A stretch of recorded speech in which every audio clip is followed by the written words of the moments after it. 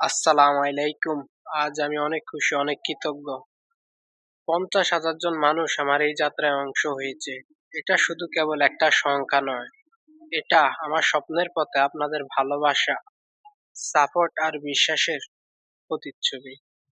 যখন ১ম video upload করেছিলাম তখন ভাবতেও পারিনি যে একদিন এতদূর এগোবো।